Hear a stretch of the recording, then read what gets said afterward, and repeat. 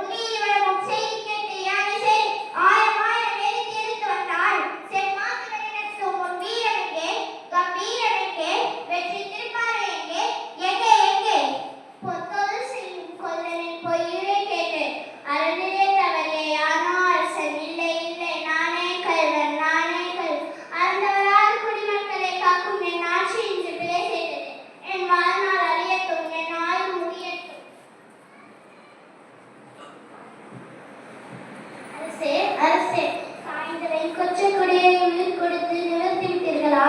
இனி என் உயிர் தங்காது, என் உயிர் தங்காது.